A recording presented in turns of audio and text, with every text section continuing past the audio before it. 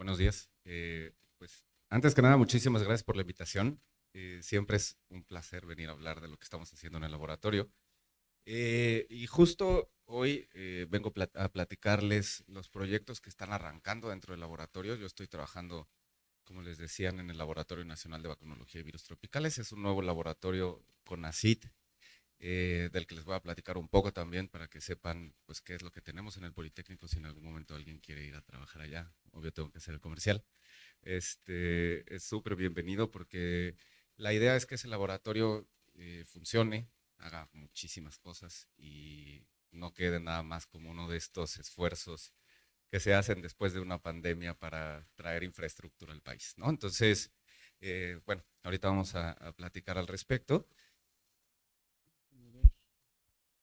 Y justo esta plática se basa en los virus emergentes, ¿no? Ya ahorita estamos saliendo de una pandemia, la pandemia de COVID-19. Yo creo que todo el mundo ha escuchado hablar de ella, si no, no sé dónde han vivido los últimos 3 años, pero la realidad es que los virus emergentes van a seguir apareciendo, ¿no? Ahorita, eh, pues parece que el COVID está empezando a ceder, no en el sentido de que desaparezca la infección, sino más bien en un sentido de que gracias a la vacunación el número de casos disminuye y cuando hay contagios, la mayoría de los contagios o de los casos que se presentan son leves, ¿no? Entonces, mientras las vacunas sigan haciendo su efecto, estamos bien en el tema del COVID, pero pues empiezan a aparecer otros virus nuevos todo el tiempo, ¿no? Ahorita en la Ciudad de México al menos está pues este brote de monkeypox, que es una infección similar a la viruela, ¿no? Es un virus zoonótico que apareció en África hace pues ya bastantes años, pero que en los últimos 10 años se ha ido extendiendo de manera pues, preocupante alrededor del mundo.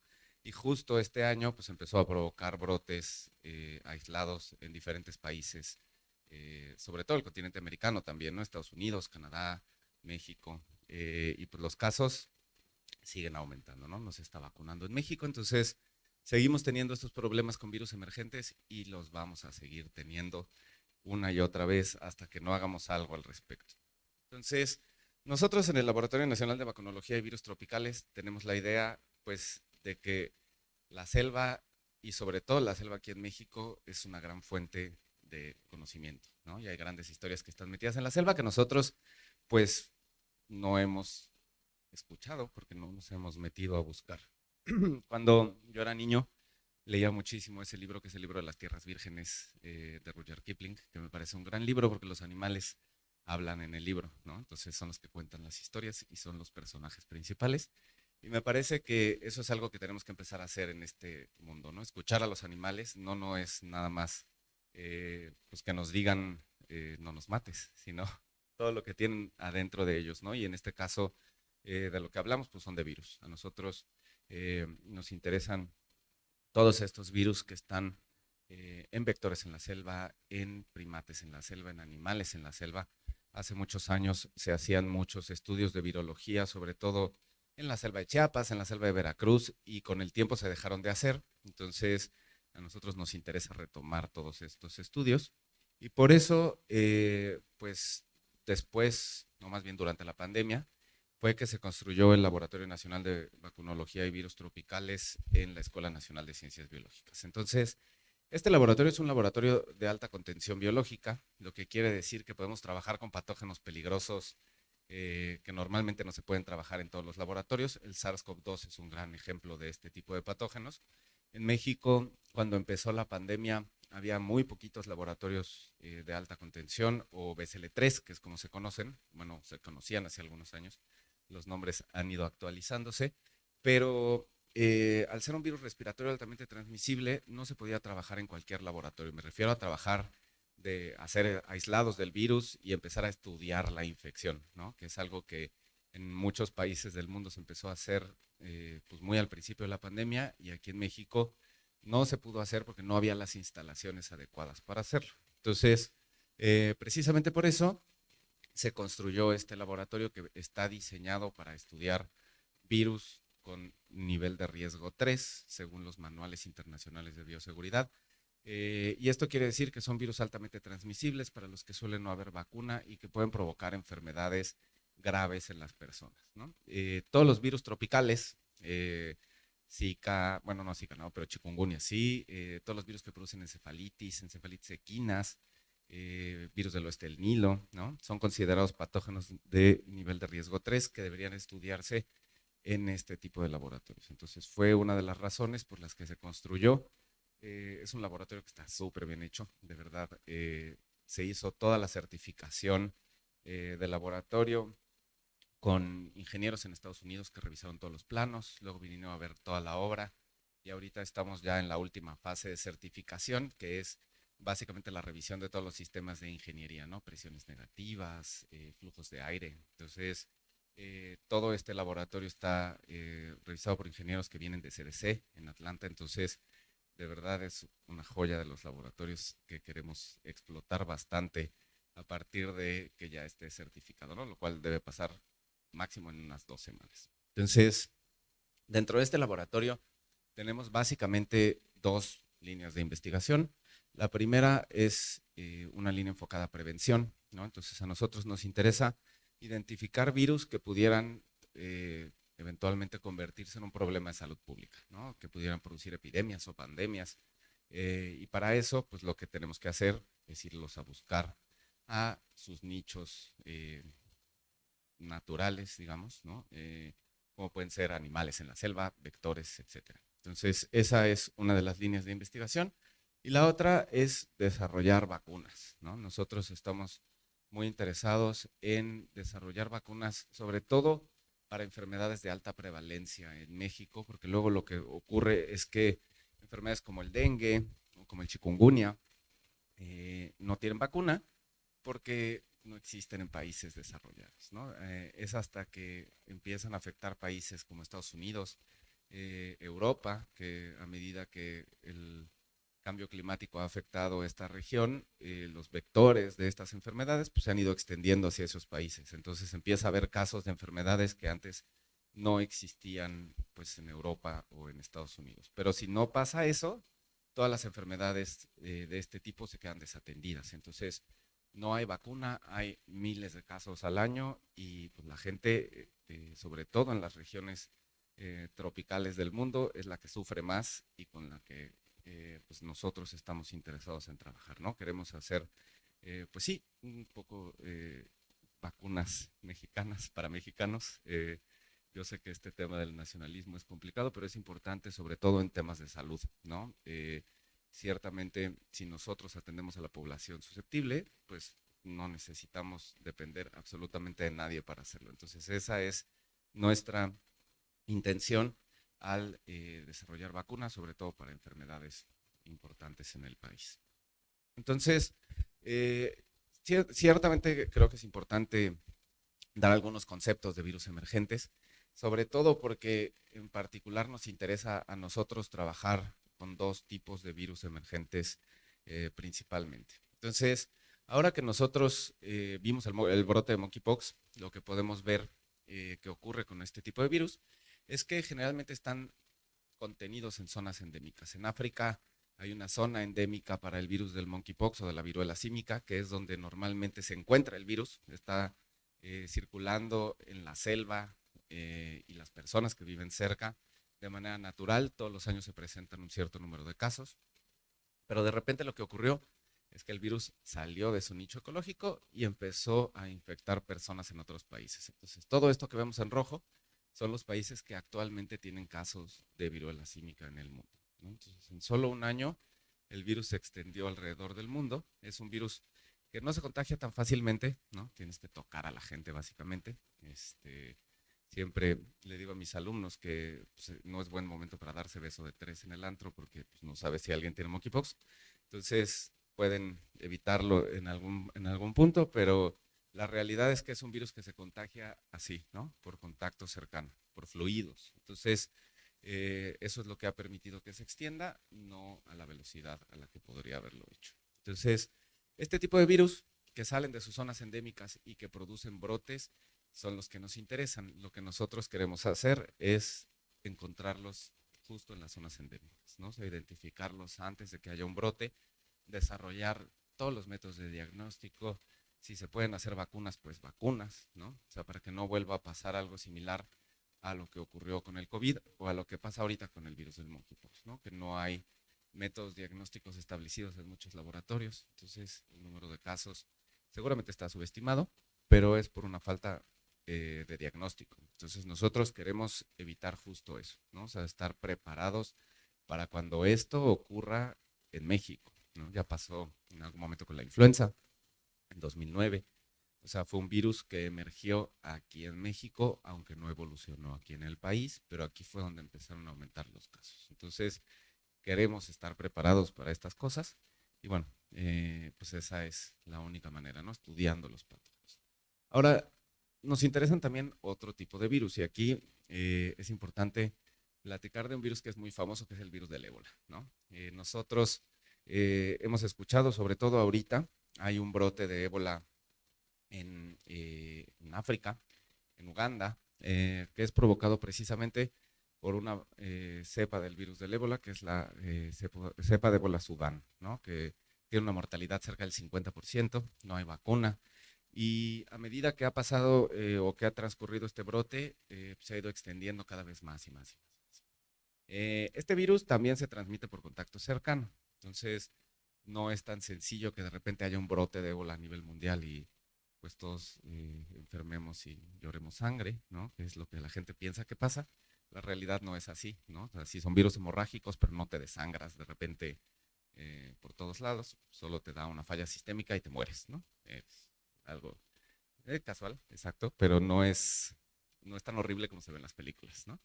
Ni te vas a dar cuenta si te pasa. El punto es que este virus es un virus relativamente nuevo, se descubrió en los 70s más o menos, tanto la cepa de Sudán como la cepa Zaire, que es la que provocó un brote hace un par de años.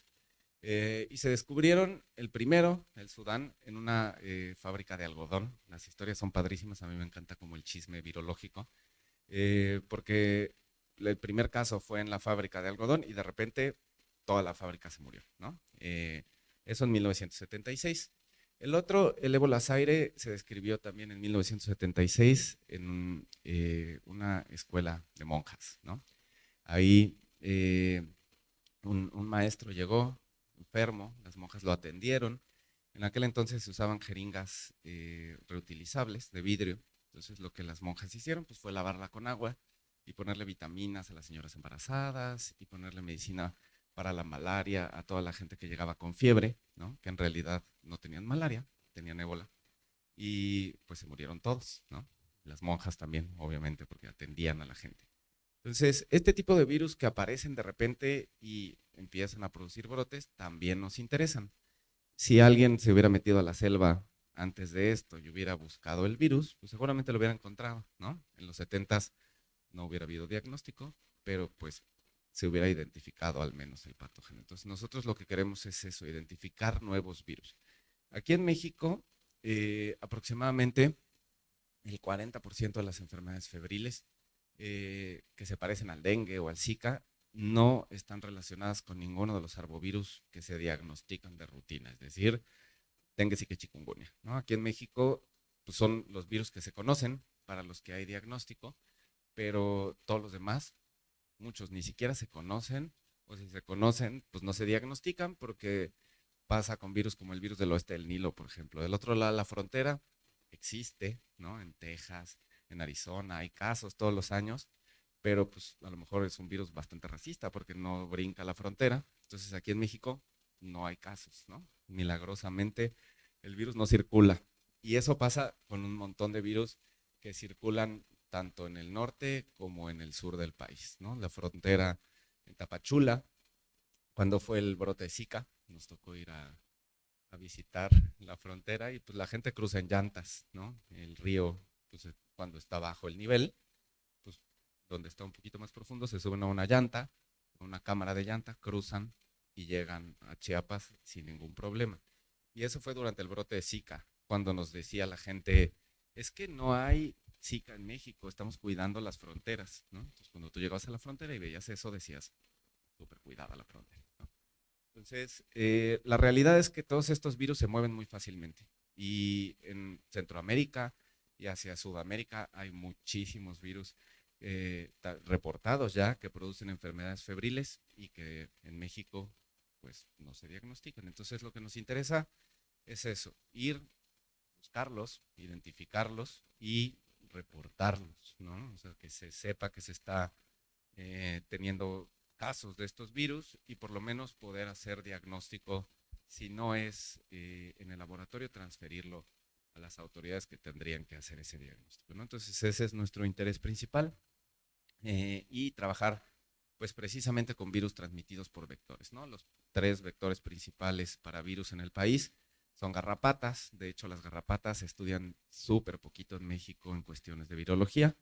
Tenemos mosquitos, ¿no? Género Aedes, Culex, son los principales transmisores de virus, aunque los que se estudian principalmente son los del género Aedes. Los Culex en México, pues se ve si pueden transmitir dengue o Zika, ¿no? Pero transmiten muchos otros virus que los mosquitos de México no tienen, ¿no? Es curioso como en México los mosquitos no se infectan de nada, es padrísimo, ¿no?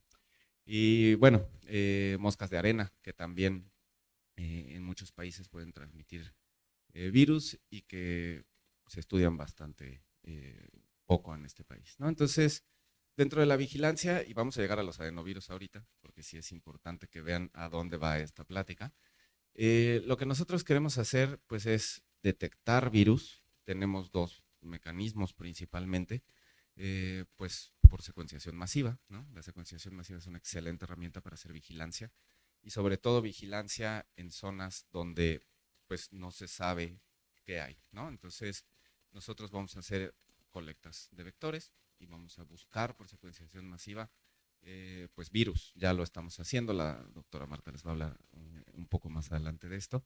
Tenemos también chips, ¿no? De PCR que pueden detectar una gran variedad de familias de virus. Entonces, la idea es ir ampliando estas colectas y viendo qué circula en cada región del país, ¿no? Eh, Nosotros en el laboratorio lo que queremos hacer es justo la parte de caracterización. Tenemos un BCL3, entonces yo soy de la idea de que se tiene que utilizar y se tiene que llevar la vigilancia genómica un paso más allá, ¿no? Cuando tú tienes datos de que hay un virus circulando y no aíslas el virus, pues no estás haciendo nada tampoco, ¿no? Entonces, lo que a nosotros nos interesa, pues es aislar esos virus, empezar a caracterizarlos en el laboratorio, o sea, hacer virología de esa clásica de los 40, ¿no?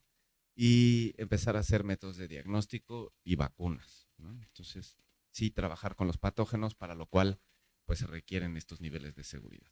Y finalmente nos interesa también buscar si la gente en las comunidades donde estamos haciendo las colectas se infecta, ¿no? Para lo cual generalmente lo que se hace es tomar muestras de sangre, hacer serología, ¿no? O sea, si encuentras un virus nuevo, pues lo que haces es ver si la gente tiene anticuerpos contra ese virus.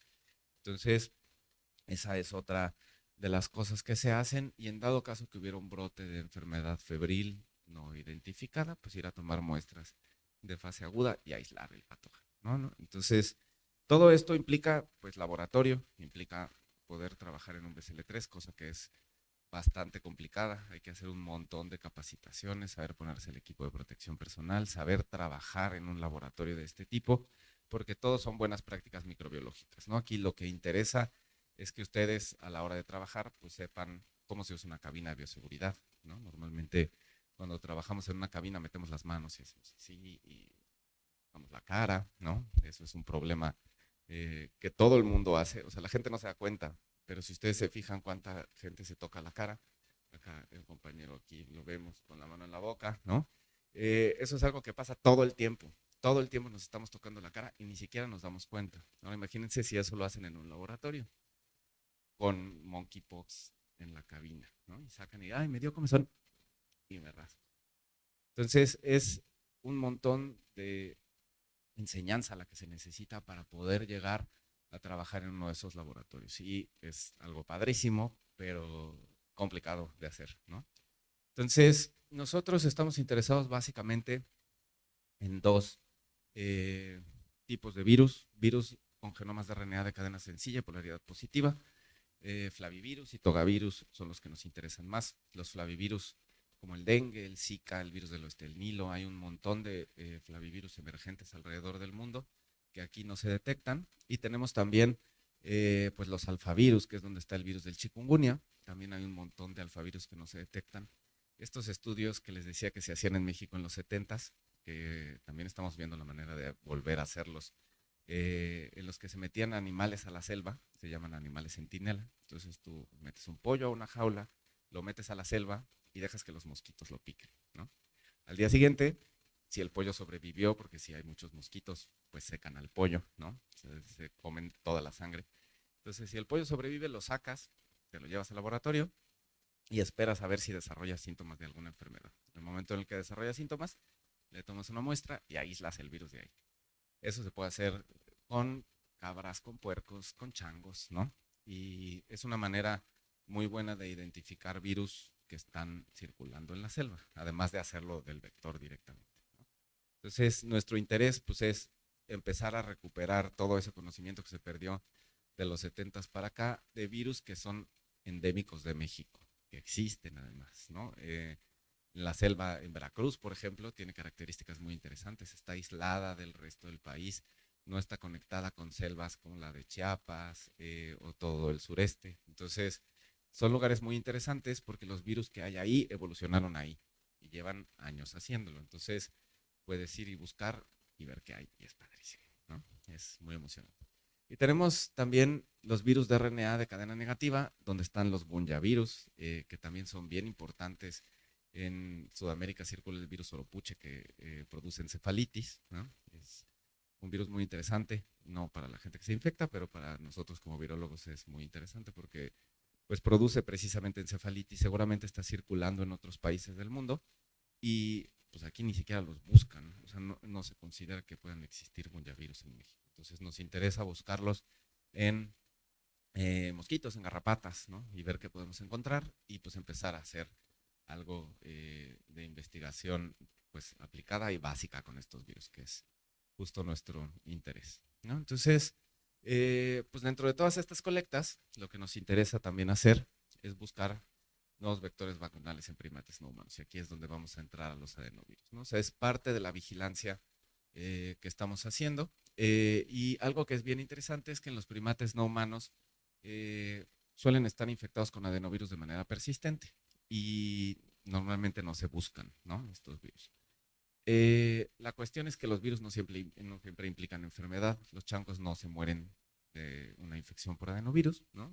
Tienen el virus como parte de la microbiota y a nosotros como humanos estos virus nos sirven un montón. Entonces, los adenovirus, seguramente ahora con toda la pandemia de COVID, ustedes han escuchado hablar de estos virus porque muchas de las vacunas de COVID que se utilizaron aquí en México, ¿no? Aquí en México fuimos muy suertudos, tenemos de todas las vacunas. O sea, aquí se aprobó absolutamente todo, ¿no? Había países que tenían 3, nosotros teníamos creo que 8 vacunas aprobadas distintas. En el fondo no es tan malo, ¿no? Ahora se sabe que es bueno combinar vacunas y combinar plataformas, entonces una de estas plataformas pues eran los adenovirus, porque desde hace muchos años se han venido estudiando como vectores vacunales, como vectores para terapia génica. Entonces, pues, la pandemia fue un gran momento para probarlos en humanos.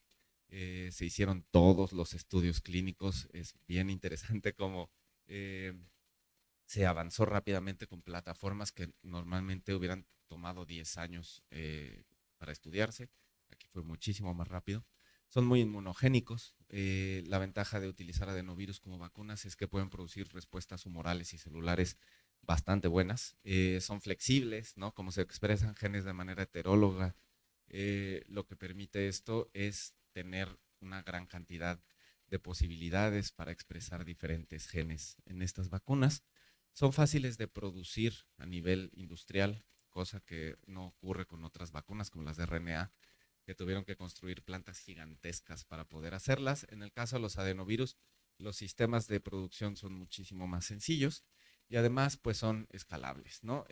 Tú puedes producir una vacuna de adenovirus en el laboratorio y aquí en México empresas como Probiomed te pueden ayudar a escalar la vacuna para los ensayos clínicos porque tienen todo digamos, la ruta de producción. Entonces, eso es algo que es interesante y nos motiva justo a hacer vacunas basadas en estos vectores. El problema con las vacunas basadas en adenovirus es que con el paso del tiempo, y sobre todo ahora en el caso de COVID, lo que se descubrió es que cuando hay inmunidad preexistente contra el vector, generalmente esto ocurre cuando se usan adenovirus humanos para hacer la vacuna no funciona tan bien, ¿no? Entonces la eficacia vacunal disminuye cuando hay anticuerpos preexistentes contra el vector y eso ocurre, pues, también cuando vacunas a la gente, ¿no? Toda la gente que le pusieron AstraZeneca no desarrolló anticuerpos solo contra la proteína de la espícula de SARS-CoV-2, sino también contra el vector. AstraZeneca dice que no es cierto, pero bueno, si ustedes hacen una prueba con la vacuna y buscan anticuerpos contra el vector, existen. Entonces, la realidad es que ese es el problema de los adenovirus. Si se vuelve a usar el mismo vector para hacer una vacuna totalmente distinta, lo que va a ocurrir es que la eficacia vacunal va a ser menor en ese caso y no se va a poder usar. Entonces, lo que se tiene que hacer pues, es tener nuevos vectores. Y lo que se hizo básicamente, que fue lo que hizo AstraZeneca, pues fue buscar adenovirus en primates no humanos. Les digo que los primates no humanos generalmente están infectados persistentemente, entonces lo único que tienes que hacer es ir al zoológico, tomar una muestra de caca de chango y te la llevas a tu laboratorio y aíslas el adenovirus, porque además son virus que aguantan bastante, ¿no? O sea, son virus desnudos que son muy resistentes al ambiente, entonces no es tan difícil aislarlos, hay muchas células que son permisivas y se vuelve bastante sencillo hacerlo. Entonces, pues fue lo que hizo AstraZeneca. El problema es que lo hizo en Estados Unidos, entonces la diversidad de adenovirus es menor que la que hay en países como México, donde incluso lo que ocurre es que los cuidadores de los zoológicos infectan a los changos y luego los changos infectan a otros changos y los virus se adaptan a estos primates y adquieren características particulares, ¿no? Que les permite después ser utilizados como vectores. Entonces,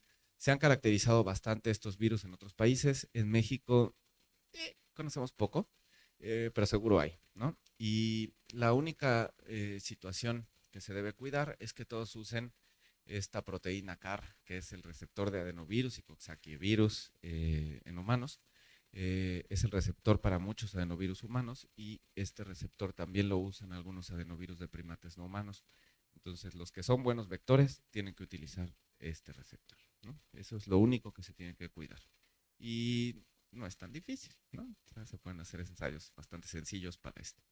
Entonces, nosotros lo que estamos estableciendo ahorita en el laboratorio, y justo estamos empezando ya esta parte de los muestreos, pues es ir a buscar adenovirus en zoológicos. Entonces, lo que se hace, pues es ir, les digo, tomas muestra de caca fresca de chango, si te la avienta el chango en la cara, pues nada más le raspas tantito y te lavas lo demás, ¿no? Pero lo interesante es que es muy sencillo hacerlo. No necesitas pues tener primates en cautiverio, ¿no? Puedes ir a buscar fácilmente a muchos zoológicos.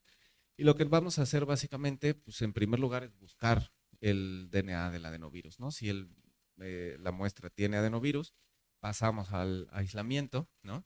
Se determinan cargas virales para ver cuáles muestras son convenientes y después ponemos el virus en cultivo. Es así de sencillo. Una vez que lo tienes, separas el virus. Esto es si es virología de 1940 de picar placas y caracterizar el virus, pero se sigue utilizando. Lo secuencias y tienes un adenovirus con potencial de usarse como vector, ¿no? Es algo muchísimo más sencillo de lo que parece.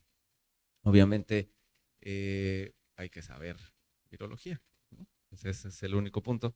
En México hay muy poquitos virólogos, o sea, virólogos que sepan trabajar con virus, que no sea como, hay una pandemia, todos sabemos virología, todos podemos trabajar con virus, ¿no? Eso sucede bastante, pasó en influenza también, y la gente regresó a sus líneas de investigación normales y dejaron los virus atrás.